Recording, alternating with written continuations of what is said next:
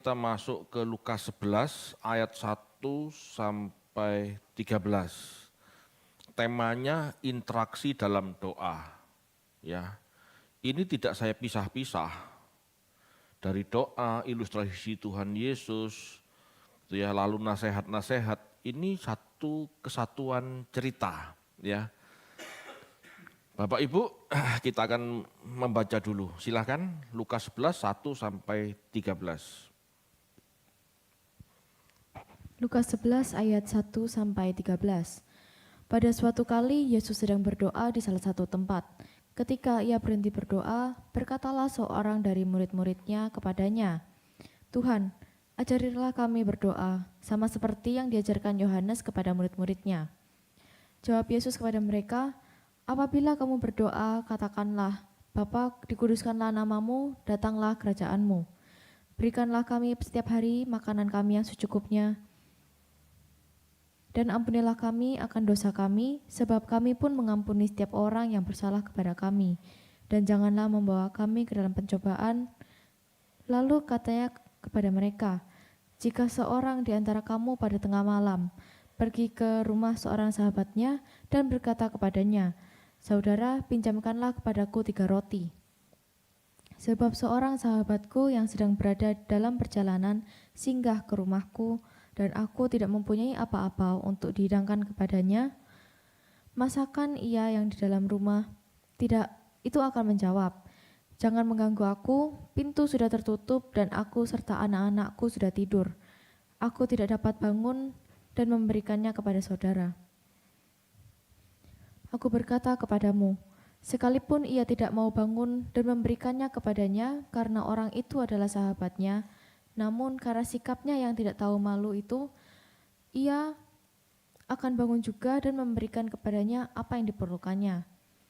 Oleh karena itu, aku berkata kepadamu, mintalah, maka akan diberikan kepadamu, carilah, maka kamu akan mendapat, ketoklah, maka pintu akan dibukakan bagimu. Karena setiap orang yang meminta, menerima, dan setiap orang yang mencari, mendapat, dan setiap orang yang mengetok, baginya pintu akan dibukakan. Bapa manakah di antara kamu jika anaknya minta ikan daripadanya, akan memberikan ular kepada anaknya itu ganti ikan? Atau jika ia meminta telur, akan memberikan kepadanya kalajengking? Jadi, jika kamu yang jahat tahu memberi pemberian yang baik kepada anak-anakmu, apalagi Bapamu yang di surga, ia akan memberikan Roh Kudus kepada mereka yang meminta kepadanya." Baik, Bapak Ibu, banyak orang memisahkan bacaan ini menjadi 3 situasi. Ya, situasi mengajar berdoa, situasi Tuhan Yesus memberi ilustrasi, dan situasi di mana Tuhan memberi nasihat-nasihat. Sebetulnya ini satu rangkaian, satu pokok pikiran yang tidak dapat dipisah-pisahkan. Kalau tidak jadinya aneh. Bahkan kalau kita ketat di konteks sebagai satu kesatuan konteks, itu mutiaranya besar, mutiaranya indah. Gitu ya. Mutiaranya sangat indah gitu ya. Daripada dipotong-potong jadi 3 bagian. Karena pengertian pengertian konteks itu akan lebih utuh. Bapak Ibu, saat itu ya, Yesus kemungkinan sudah dalam perjalanan ke Yerusalem, meskipun belum sampai di Yerusalem. Ya. Saat itu Yesus sedang berdoa. Kemudian salah satu murid memintanya mengajar berdoa. Seperti di bukit saat di Galilea, Yesus mengajar bagaimana berdoa dengan sikap hati yang benar. Bapak Ibu, Yesus sedang mengajar berdoa. Yang diajarkan mirip dengan doa Bapa kami, tapi ini bukan doa Bapa kami. Ya, doa Bapa kami diajarkan di sebuah bukit di Galilea, Matius 5. Itu lebih utuh. Kalau yang ini, Yesus hanya mengajarkan sebagian. Ya, tidak utuh seperti doa Bapa kami. Dan ini bukan di bukit. Jadi bedakan ya, ini bukan doa Bapa kami. Kalau kita melihat doanya yang cuman singkat ini, Yesus sedang mengajar bagaimana berdoa dalam arti meminta. Ya. Ada beberapa yang harus dipahami dalam tulisan ini ya, dalam ayat-ayat, dalam 13 ayat ini. Ayat pertama sampai keempat itu tentang berdoa. Yesus mengajarkan doa yang mirip doa Bapa kami, tetapi tidak selengkap doa Bapa kami. Setelah kalimat awal memuliakan Bapa di sorga, Yesus melanjutkan dengan permintaan makanan, permintaan pengampunan, permintaan perlindungan dari pencobaan. Bapak Ibu, semua permintaan ini adalah kebutuhan yang wajar bagi manusia hidup. Ya, bukan keinginan, tapi kebutuhan yang wajar. Bukan keinginan yang berlebihan. Ya. Kalau Anda perhatikan kalimat doanya kan singkat, tidak panjang-panjang. Ya, ini berarti fokus Tuhan mengajar tentang meminta. Setelah dikuduskanlah namamu, Tuhan mengajar untuk meminta makanan setiap hari. Bukan setiap bulan, apalagi setiap tahun. Ya. Setelah mengajar untuk mengampuni dosa, Yesus mengajar lagi untuk bisa mengampuni orang. Ya, untuk mengampuni orang. Untuk bisa lepas dari sakit hati, lepas dari cobaan. Ada permohonan-permohonan yang wajar bagi kebutuhan hidup manusia. Jadi yang pertama Yesus mengajar tentang doa sesuai kebutuhan, bukan sesuai keinginan. Di ayat 5-8, ini tentang sikap hati kita dalam berdoa. Jadi setelah bagaimana berdoa, dalam arti doa meminta, ya, meskipun ada poin-poin yang lain, fokusnya ini tentang doa permintaan. Kalau digabungkan dengan ayat 5 dan seterusnya, gitu ya. Sikap hati kita dalam berdoa ini ada dalam ayat 5-8. Yesus memberikan ilustrasi tentang sikap dalam meminta pertolongan, dalam kondisi mendesak, bahkan bukan untuk dirinya sendiri loh. Jadi setelah Yesus mengajar materi doa, Yesus mengajar sikap hati doa. Silahkan doa, minta sama Tuhan, tidak salah. Minta pertolongannya tidak salah. Tetapi perhatikan, yang disampaikan Tuhan Yesus adalah doa dalam kondisi mendesak. Bahkan bukan untuk kepentingannya sendiri. Yesus mengilustrasikan ini doa tengah malam. Ya, doa tengah malam. Bukan karena dia milih malam atau pagi, tetapi memang kebutuhannya malam. Karena saat itu sahabatnya mau datang, sedangkan dia tidak punya makanan, gitu ya. Bapak Ibu, Yesus mengajar sebuah sikap rendah hati serta tidak malu-malu. Yesus tidak memberi ilustrasi saat siang hari. Sebab saat siang hari, seseorang bisa bekerja dan beli makanan yang dibutuhkan. Ini malam hari. Di zaman itu Bapak Ibu belum ada toko Madura yang buka 24 jam. Tidak ada ya. Jadi begitu matahari terbenam, toko-toko tutup. Jadi dia tidak bisa beli. Dia hanya bisa menghubungi temannya yang sedang tidur, sudah tidur temannya ini digedor gitu loh. Ini kan ilustrasi kita berdoa kepada Bapa. Tengah malam pun silakan berdoa. Gitu ya. Ilustrasi ini menunjukkan situasi mendesak. Orang yang berdoa ini bukan pemalas. Dia meminta pertolongan, ya, dia meminta pertolongan adalah bentuk sikap yang wajar. Karena di malam hari dia nggak bisa ngapa-ngapain. Ya, toko-toko pada tutup. Dia nggak bisa kerja, dia nggak bisa beli barang, nggak bisa beli makanan karena semua tutup. Jadi dia menghubungi temannya. call a friend gitu ya. Sama, menghadap Bapa juga seperti itu. Jangan sungkan kalau memang itu kebutuhan. Dan Bapak pun pasti mau dalam tanda kutip diganggu umatnya. Kalau memang umatnya tidak malas, mau bekerja. Ini kan pada saat situasi kepepet. Ingat ya, hamba-hamba Tuhan banyak yang ngomong seperti ini. Pada saat kita sudah angkat tangan, Tuhan turun tangan. Angkat tangan ini bukan berdoa, angkat tangan ini maksudnya aku udah gak sanggup Tuhan. Itu Tuhan turun tangan. Tuhan turun tangan pada saat kita tidak mampu melakukannya sendiri. Tapi selama masih kamu mampu melakukan sendiri, ya kita harus melakukan sendiri. Karena Allah Bapa ingin kita jadi anak-anak yang dewasa. Tidak selalu minta-minta, cengeng. Halo Bapak Ibu, bisa dipahami ya? Meskipun tengah malam, namun karena sikapnya yang tidak malu itu, ia, sahabatnya itu, akan bangun juga dan memberikannya kepadanya apa yang diperlukannya. Hati seorang sahabat seperti itu. Gitu ya. Demikian Bapak di sorga, tidak akan merasa terganggu jika seseorang membutuhkan pertolongannya. Kita hanya perlu bersikap jujur dan terbuka tanpa perlu merasa malu. Sama Bapak itu terbuka saja, dia maha tahu kok.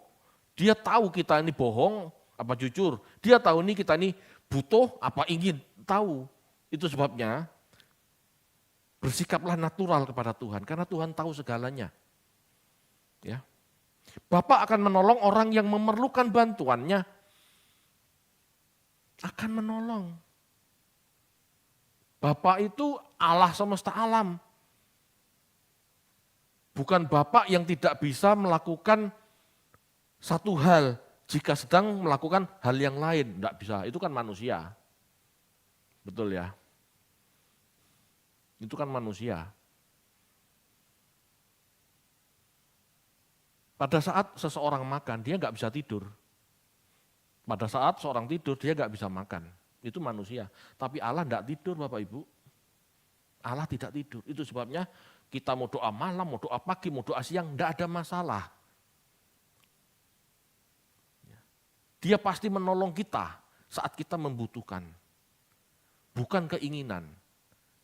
Kalau keinginan kita tidak sopan. Kalau keinginan kesannya Tuhan itu gudang, toserba, jongos kita. Enggak. Tuhan tahu kebutuhan kita dan Tuhan akan menyediakan apa yang kita butuhkan. Karena dia tahu yang terbaik buat kita. Di ayat 9 sampai 13, ya, ini tentang sikap hati Bapak dalam mendengar doa. Di satu sisi kita tidak boleh merasa malu, kita harus jujur terbuka, karena dia Allah yang sanggup menolong dan mau menolong. Di ayat 9 sampai 13 ini tentang sikap hati Bapa dalam mendengar doa. Bapak Ibu, sekali lagi, Bapa adalah Allah yang tidak kelihatan, tidak terjangkau, sebab manusia belum mengenalnya. Namun berbeda dengan orang yang mau menjadi murid Yesus. Ini berarti seseorang yang siap mengenal Allah melalui Yesus, siap memahami kehendaknya. Allah tidak terjangkau Bapak Ibu. Allah tidak bisa disentuh manusia. Manusia tidak ada yang sanggup mengenal Allah. Sebelum Yesus tidak ada seorang pun yang mengenal Allah. Setelah Yesus lahir, hadir dan mengajar, disitulah manusia baru mengenal Allah. Ya. Yohanes 1 ayat 18 mengatakan tidak ada seorang pun melihat Bapa, melihat Allah. Hanya anak Allah yang menyatakan. Jadi yang bisa menyatakan bagaimana Allah dan apa kehendaknya itu hanya anak Allah, hanya Yesus. Disitulah manusia baru mengenal Allah. Itu sebabnya kita perlu belajar dari Yesus, bukan belajar dari yang lain. Ya, maaf kata, tidak juga belajar dari nabi-nabi perjanjian lama, tidak bisa. Harus diuji, harus dievaluasi. Sama enggak dengan pengajaran Yesus? Kalau pengajaran nabi-nabi perjanjian lama tidak sama dengan pengajaran Yesus, ya maaf kata harus kita tolak. Kita harus berani bersikap kritis. Kenapa? Karena yang namanya kebenaran adalah dalam perjanjian baru. Puncak kebenaran adalah dalam ajaran Yesus. Berarti sebelumnya bukan puncak, lereng. Kan gitu. Ada lereng, ada puncak. Tidak mungkin kita disebut tidak mungkin Injil disebut puncak kebenaran kalau ajaran nabi-nabi yang lain punya level yang sama. Ya tidak seperti itu cara berpikirnya. Yang disebut puncak itu adalah yang tertinggi. Demikianlah seseorang harus belajar menjadi murid Yesus. Ini berarti seseorang siap mengenal Allah melalui Yesus. Sekali lagi Bapak Ibu, tidak ada seorang pun melihat Allah. Tidak ada seorang pun bisa memahami Allah. Kecuali kita mau dimuridkan oleh Tuhan Yesus. Tanpa mengenal Yesus dari murid-murid Yesus, dari Injil, perjanjian baru, kita tidak mengenal Yesus. Tidak mengenal Yesus berarti tidak mengenal Allah. Ingat, Yesus katakan tidak ada seorang pun dapat sampai kepada Bapa tanpa melalui Dia, tanpa melalui Yesus. Itu artinya kita harus mengenal Yesus baru mengenal Bapa. Ya. Dalam posisi sebagai murid Yesus inilah Bapa memperlakukan kita sebagai sahabat yang siap direpotkan meskipun tengah malam. Kalau kita tidak jadi murid Yesus, kita ini bukan sahabat Bapa. Kenapa? Gairahnya beda. Kalau yang namanya sahabat itu pasti gairahnya sama. Saya pernah punya sahabat kecil-kecil, ya dulu pada saat masih kecil, dolannya bareng, gairahnya sama. Orang tua saya pasti melihat, oh ini sahabat anakku. Kenapa? Wira-wiri bareng anakku, dablek-dablek sama dableknya dengan anakku, gairahnya sama. Begitu Bapak Ibu, kita disebut murid Tuhan, kita disebut sahabat Allah jika kita menjadi murid Tuhan Yesus. Punya gairah yang sama dengan Tuhan Yesus. Mau mendengar apa yang diajarkan Tuhan Yesus dan mau meneladani gairah hidup Tuhan Yesus. Itu disebut sahabat. Kalau kita tidak jadi murid, kita tidak bisa loh disebut sahabat. Tidak bisa, karena sahabat itu sehati sepikir. Gitu ya. Seorang murid berarti mau seperjuangan dengan anaknya. Ya, anaknya ke kiri ya ikut ke kiri, ke kanan ya ikut ke kanan. Ini murid yang baik. Ini berarti permintaan murid tersebut,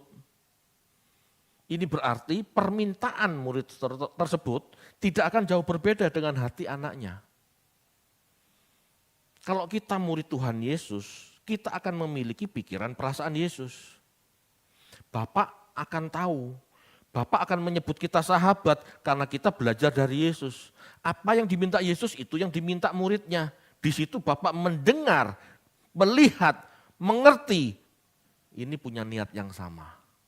Disitulah Bapak menyatakan, kamu sahabatku.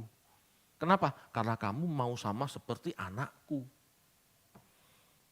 Kalau tidak punya gairah yang sama seperti anak, ya nggak bisa disebut sahabat. Jangan-jangan ini musuhnya anakku. Haternya anakku. Gitu ya. Sehingga Bapak Ibu, saat kita menjadi murid Yesus, kita memiliki gairah yang sama dengan Yesus, apa yang kita minta tidak akan jauh berbeda. Sehingga jika doa Yesus didengar Bapa, maka doa kita pun didengar Bapa. Ini maksudnya, doa itu harus sama seperti kehendak Tuhan. Jadi mau tidak mau kita harus belajar apa yang dikehendaki Tuhan. Ya, Bapak Ibu, saya ulangi nih. Dalam posisi sebagai murid Yesus, inilah Bapak memperlakukan kita sebagai sahabat yang siap direpotkan meskipun tengah malam, gitu ya. Saya percaya Bapak tidak akan repot karena Dia Maha Kuasa. Seseorang murid berarti mau seperjuangan dengan anaknya. Ya, seorang murid berarti mau seperjuangan dengan anaknya. Ini berarti permintaan murid tersebut tidak akan jauh berbeda dengan hati anaknya. Seorang murid pasti tahu permintaan yang baik. dan tidak akan meminta yang jahat. Itu sebabnya Allah yang baik juga akan memberikan apa yang baik. Halo, kita belajar dari Yesus untuk meminta apa yang baik. Belajar dari Yesus untuk minta yang untuk tidak minta yang aneh-aneh. Pada saat kita berdoa kepada Bapa meminta sesuatu seperti ajaran Yesus, itu baik. Bapak melihat itu permintaan yang baik. Dan kalau itu permintaan yang baik, Bapak tidak akan memberikan yang jahat, Bapak juga akan memberikan yang baik. Sinkronisasi ini loh yang dibutuhkan menjadi orang percaya.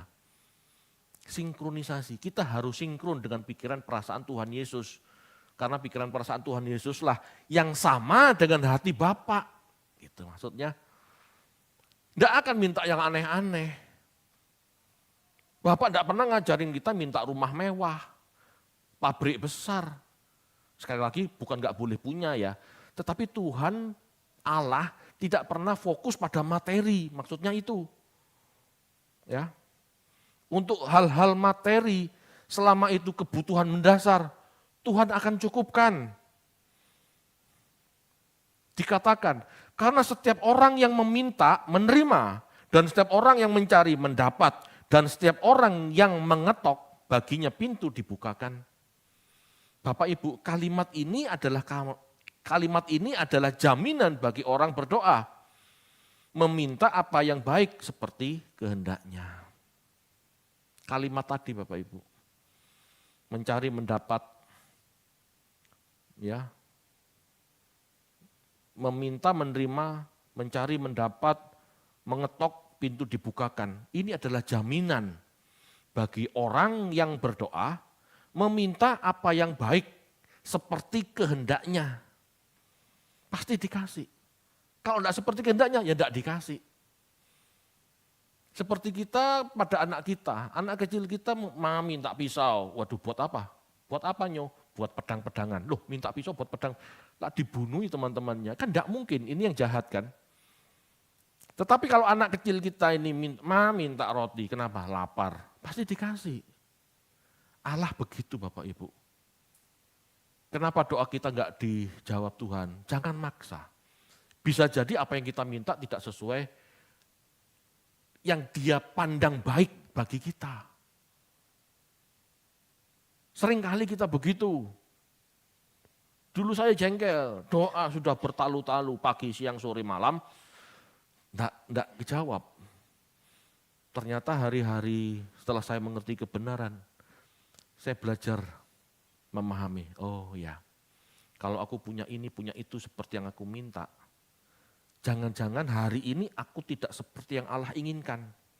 Jangan-jangan hari ini aku malah belakrak. Tahu belakrak ya? Enggak jelas kemana. Kalau hari-hari ini saya ke gereja mengajar, belajar berbuat baik, belajar jadi berkat, bisa jadi kalau doa saya dulu dituruti Tuhan, saya jadi sombong. Saya pergi kemana-mana hanya untuk ngeluyur, main-main, senang-senang, lalu merasa mati masuk surga. Kan celaka Bapak Ibu.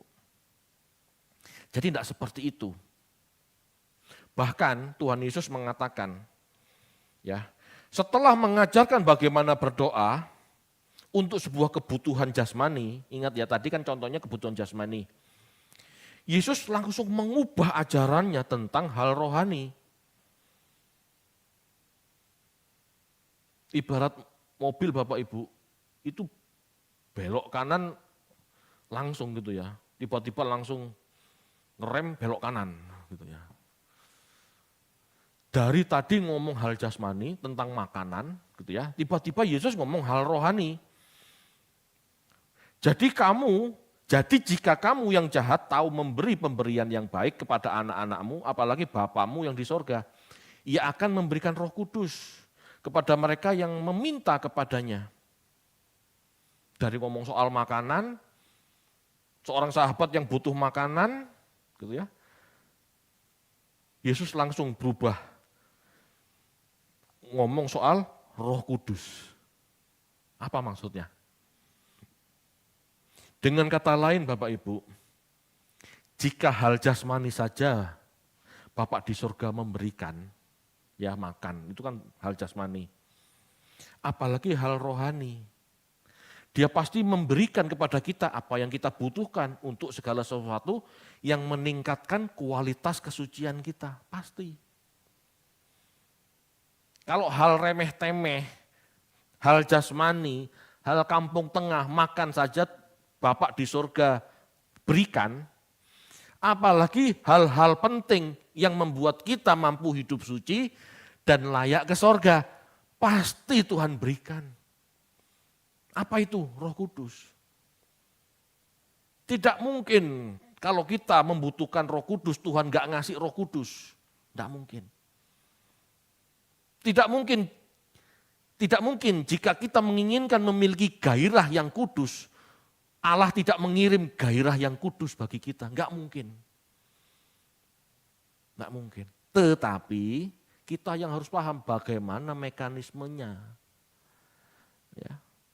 Pasti Tuhan tolong, Tuhan aku ingin hidup suci, Tuhan aku ingin ngerti Alkitab. Enggak langsung tiba-tiba cering ngerti Alkitab, Kejadian sampai Wahyu paham semua, enggak. Saya pribadi Bapak Ibu memiliki kesaksian ini. Saya minta rumah, saya minta mobil, saya minta usaha sendiri. Tuhan kelihatannya enggak kasih-kasih atau belum kasih-kasih. Mungkin dia tahu saya sombong, mungkin dia tahu saya ngawur kalau dituruti saat itu. Tetapi pada saat Tuhan saya ingin ngerti Alkitab. Loh kok dikasih? Meskipun enggak langsung ngerti, ada prosesnya. Tuhan aku ngerti Alkitab, enggak langsung cering Kejadian sampai Wahyu ngerti, enggak. Tuhan aku ngerti Alkitab, Tuhan aku ingin ngerti Alkitab. Tuhan lakukan apa? Pak Eras khotbah setiap minggu di Denpasar. Saya datang setiap minggu. Setiap minggu saya ke Denpasar, nyetir sendiri. Berangkat jam 5 sore, jam 4 sore, tutup kantor, berangkat saya di Denpasar. Ikut seminar, pulang seminar jam 9, jam 10 malam, nyetir sampai ke negara itu jam 1, jam 2 malam. Setiap minggu, karena Pak Eras pun setiap minggu naik pesawat Jakarta ke Denpasar. Ada harga yang harus dibayar. Tuhan aku ingin ngerti Alkitab, Tuhan kirim guru. Saya mau belajar setiap minggu. Negara Denpasar itu sebetulnya tidak jauh, tapi macet. Iya, 70 kilo, enggak lebih jauh Banyuwangi Jember. Tapi bisa 4 jam. Tapi kalau orang rindu ngerti, berangkat. Betul. Tuhan saya ngerti Alkitab, saya kepingin mengerti Alkitab. Tuhan aku ingin ngerti Alkitab. Capek aku Tuhan. Saya merasa tertipu oleh banyak pendeta. Betul itu. Pendeta yang ngawur-ngawur itu kan banyak. Sok yakin, sok pasti. Padahal hermeneutik dan eksegesisnya tidak seperti itu. Itu baru tahu sekarang. Tuhan kirim guru. Itu cara Tuhan saya mengerti Alkitab. Tuhan saya ingin mengerti Alkitab. Tuhan kirim guru. Yang kedua, saya diperkenalkan dengan teman-teman yang memiliki materinya Pak Guru. Betul, saya dapat satu kardus besar dari Pak Robi. Itu saya belajar. Setiap pagi saya belajar. Sebelum kerja saya bangun jam 5, saya belajar sampai jam 7. Ada harga yang harus dibayar. Enggak langsung tiba-tiba mengerti. Begitu pindah ke Banyuwangi, mulai merintis gereja, saya disekolahkan. Loh, siapa yang kepikir sekolah Alkitab? Di situ saya banyak terbuka, banyak hal. Ya, meskipun tetap yang namanya S2 itu harus belajar sendiri. S2 itu dosen hanya sebagai pendamping. Gitu ya. Mahasiswa harus menggali sendiri. Ya. Bapak Ibu, kalau kita minta hal-hal rohani, Tuhan turuti, tidak lama kok. Betul. Saya berdoa, Tuhan saya ingin memahami Alkitab, saya ingin mengerti kebenaran firman-Mu. Dari doa itu, sampai dengan ketemu Pak Eras, ketemu guru untuk saya ikuti, belajar, itu tidak lama. Tetapi doa kepingin kaya Bapak Ibu, itu 30 tahun Bapak Ibu. Enggak kaya-kaya. Kenapa? Ya karena Tuhan tahu, kekayaan di tanganmu, Fit, bahaya. Disitu saya belajar untuk ngerem. Kadang-kadang tetap, ya kadang-kadang masih ada gak terima nih, kok bisa Tuhan, aku ingin jadi berkat kayak mereka loh. Ya saya belajar percaya. Bila sudah waktunya Tuhan akan siapkan itu, bila sudah waktunya. Enggak boleh kemeru, enggak boleh sok tahu, apalagi kecewa, enggak boleh. Tetapi apa yang baik yang saya minta, Tuhan sediakan. Saya telan pelan-pelan, saya kunyah pelan-pelan sampai saya paham. Bapak Ibu, saya kan juga enggak mau dikalungi batu kilangan dan masuk ke laut. Saya ingin mengajarkan apa yang benar, yang tepat. Karena saya sendiri sudah tahu bagaimana ditipu oleh banyak pendeta. Enggak sekolah, enggak iso mikir, enggak ngerti konteks, wani khotbah. Itu saya kecewa benar.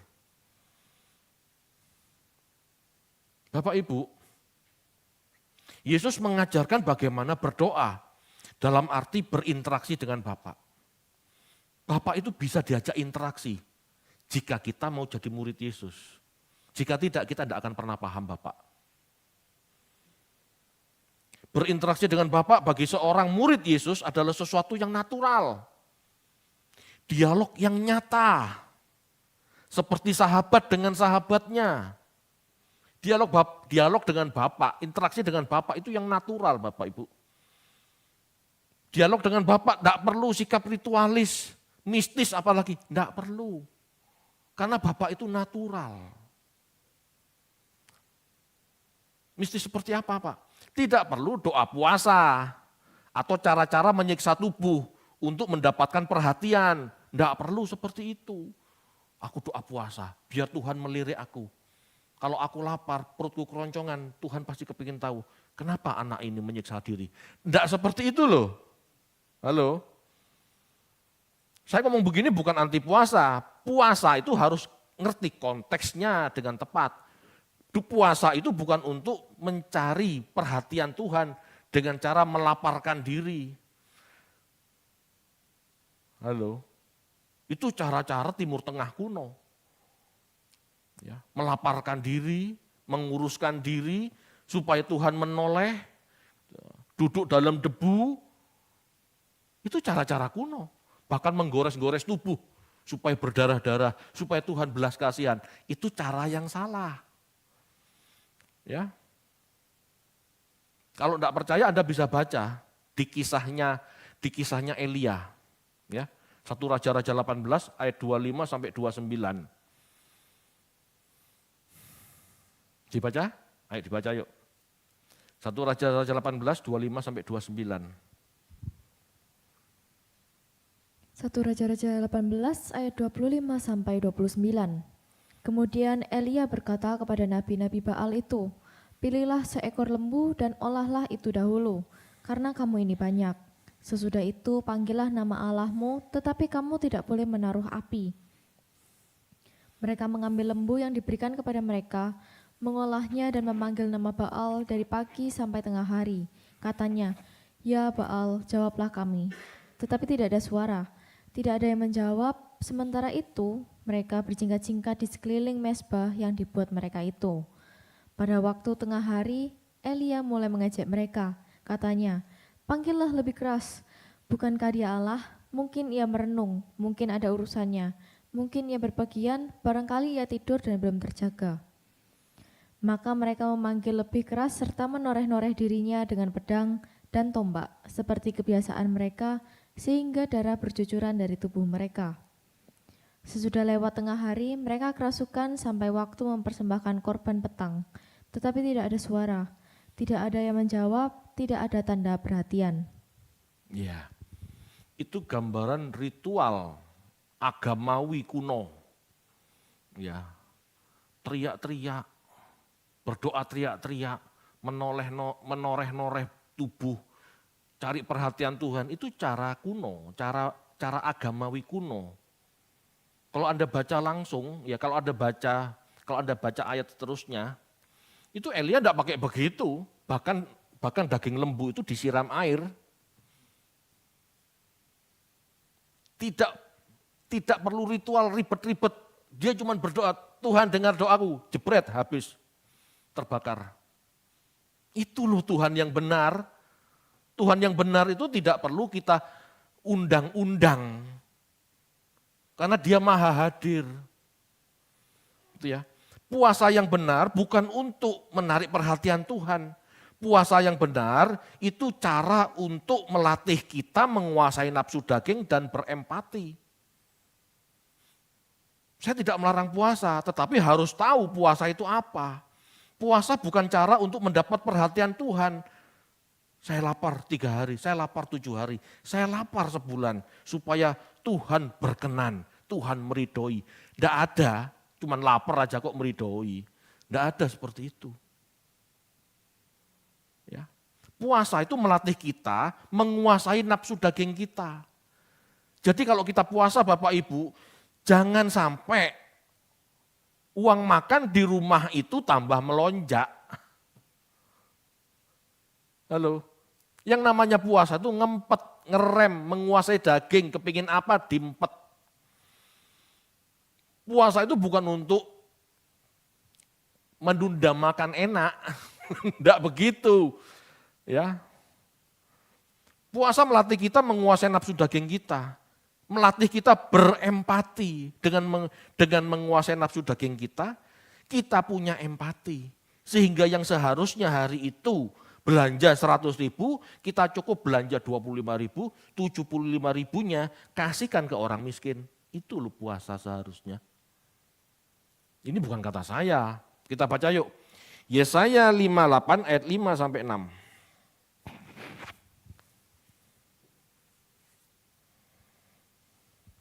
Yesaya 58 ayat 5 sampai 6. Sungguh-sungguh inikah berpuasa yang kau kehendaki, dan mengadakan hari merendahkan diri, jika engkau menundukkan kepala seperti gelaga, dan membentangkan kain karung dan abu sebagai lapik tidur, sungguh-sungguh itukah yang kau sebutkan berpuasa? Itukah yang kau sebut puasa? Norak banget. Itu loh, lanjut, ayo. Mengadakan hari yang berkenan pada Tuhan. Bukan, berpuasa yang kukehendaki ialah supaya engkau membuka belenggu-belenggu kelaliman dan melepaskan tali-tali kuk, supaya engkau memerdekakan orang yang teraniaya dan mematahkan setiap kuk. Nah, itu loh puasa yang benar. Puasa yang benar itu menahan daging kita, keinginan daging kita. Dan kita mau menolong orang lain, membantu mereka lepas dari masalah mereka. Itu puasa. Kalau cuma nahan lapar, itu bukan puasa. Puasa yang benar, kita fokus mencari kebenaran firman Tuhan. Kita mengerti kehendaknya, fokus. Melatih fokus dengan cara apa? Enggak mikir soal panganan. Bahkan uang untuk makanan, kita bagikan ke orang miskin. Kita bagikan, kita berikan ke mereka yang membutuhkan supaya mereka terlepas dari belenggu kelaparan, belenggu kebutuhan, kan gitu. Kuk itu. Itu loh puasa yang benar.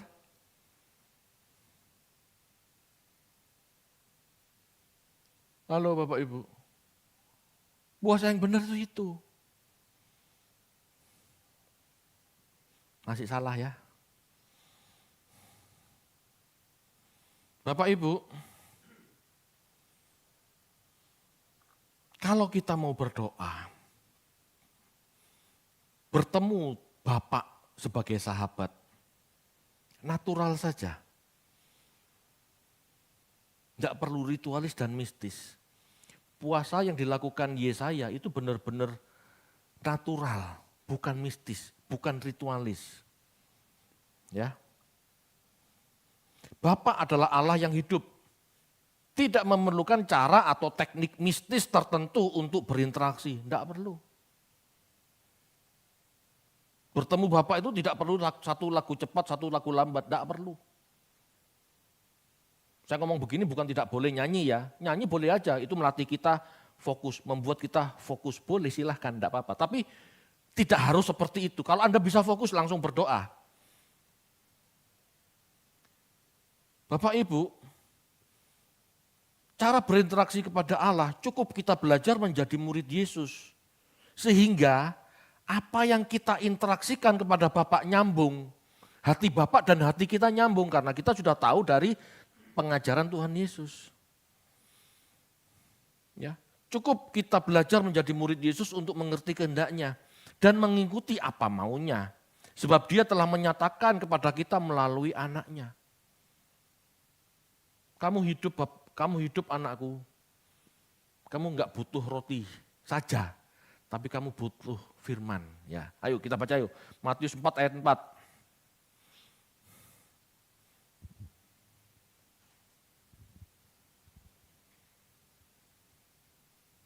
Matius 4 ayat 4, tetapi Yesus menjawab, ada tertulis, manusia hidup bukan dari roti saja, tetapi dari setiap firman yang keluar dari mulut Allah.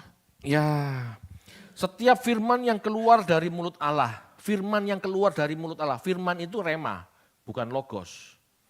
Ya, kita belajar dari Yesus itu logos. Tetapi pesan-pesan harian, pesan-pesan saat kita berdoa itu rema. Yohanes 6 ayat 35.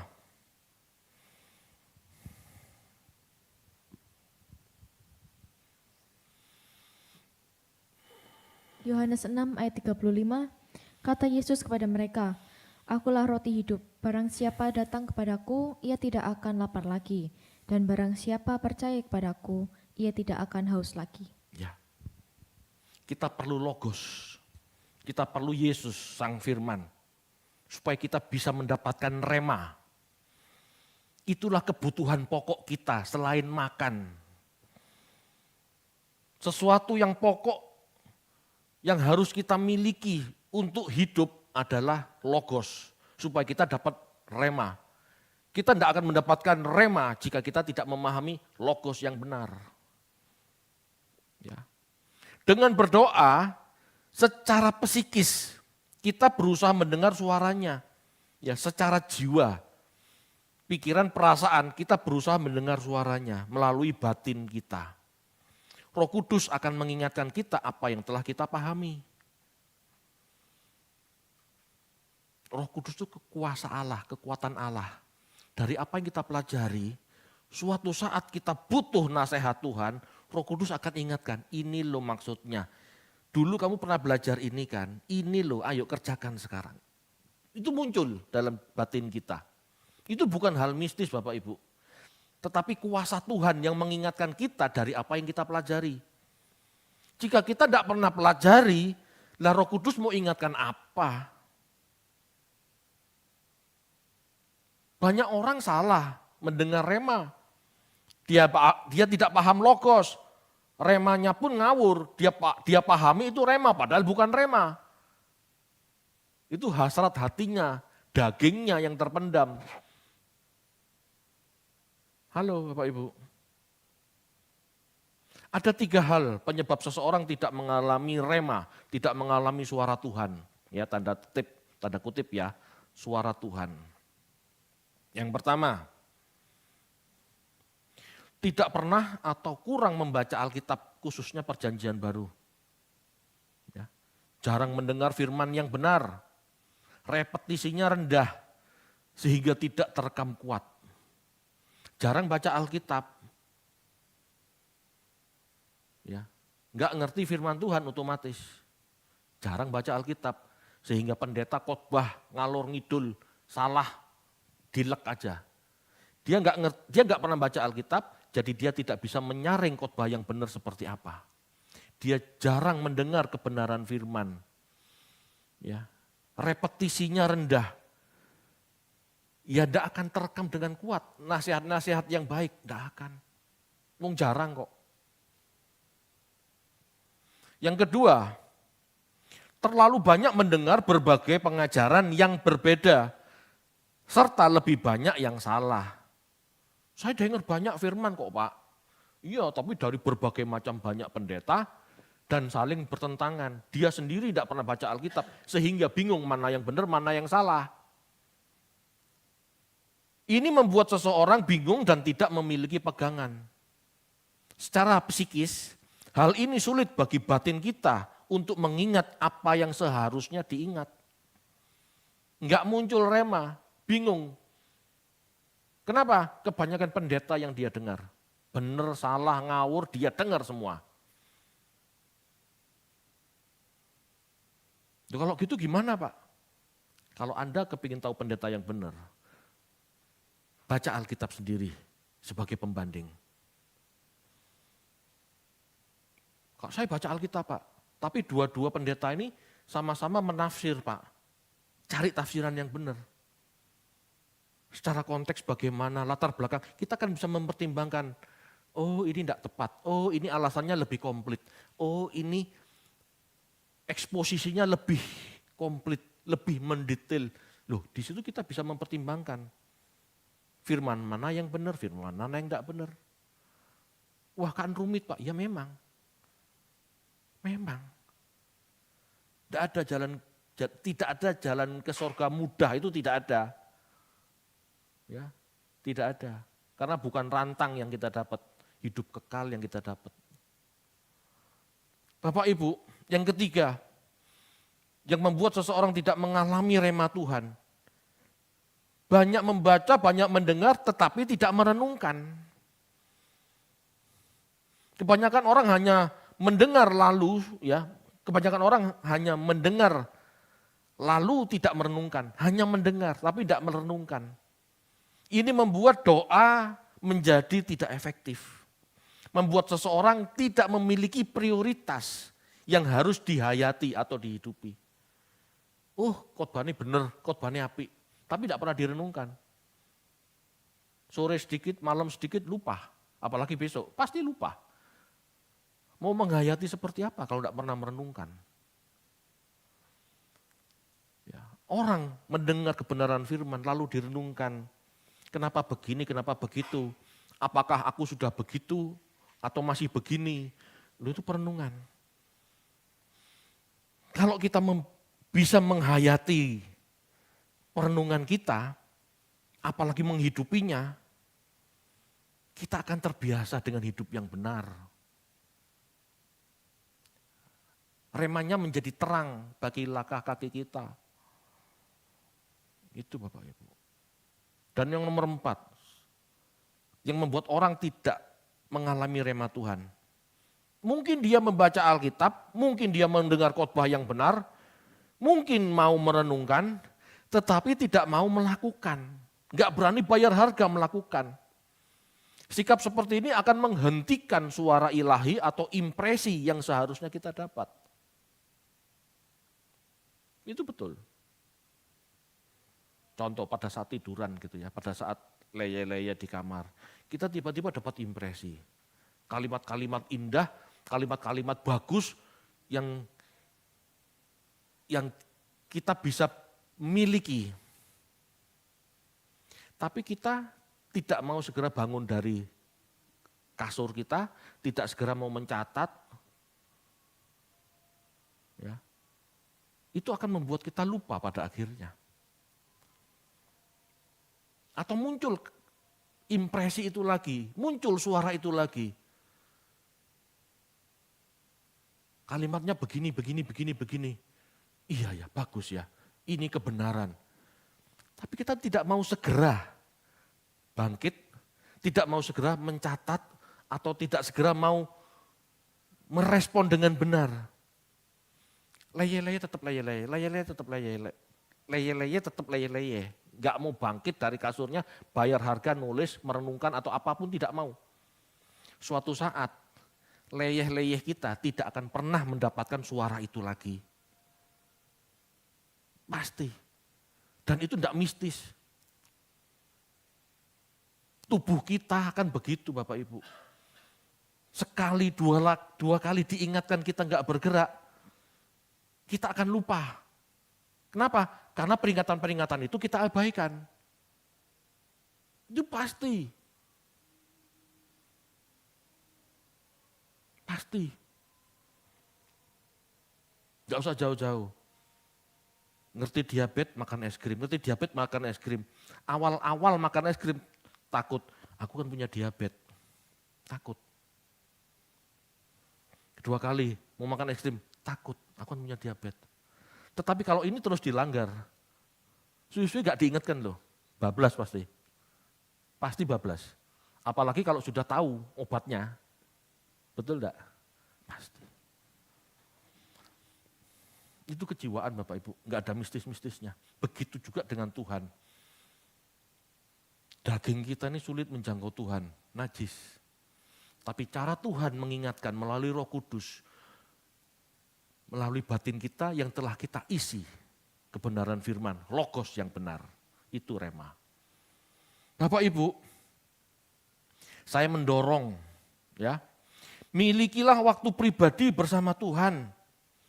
Ayo merenungkan dan mengerti apa yang harus kita lakukan. Bukan bersama orang lain, termasuk pendeta. Jadi benar-benar memiliki waktu pribadi. Sebab paket hidup kita masing-masing berbeda. Belajar ya, secara umum ini bisa bersama. Tetapi doa seharusnya kita dipengaruhi Tuhan saja, bukan dipengaruhi pendeta. Apalagi pendeta-pendeta ngawur, banyak yang kusro. Banyak pendeta yang pandai berdoa, tapi tidak berteologi. Pesan-pesannya ngawur. Lah itu kalau kita terima, diamini menjadi rema, apa enggak ngawur? Bapak Ibu, banyak pendeta yang pandai perform, tidak jujur. Sebetulnya hidupnya munafik, tapi perform. Dia pinter kopas, dia pinter copy paste pendeta ngetop. Gayanya, tutur katanya, gerak-geriknya. Bisa dia tiru, padahal gairah dan karakternya berbeda. Bahkan moralnya berbeda. Ini bahaya. Bahaya. Kalau Anda tidak kena impartasi spirit yang salah, pasti suatu saat kita kecewa. Ini orang pintar berdoa, tapi kok begini ya? Itulah Bapak Ibu, makanya saya tekankan. Ayo berdoa, masing-masing pribadi sama Tuhan. Punya jam pribadi sama Tuhan. Enggak ngekor pendeta. Pendeta itu banyak topengnya. Betul. Betul Bapak Ibu. Amin.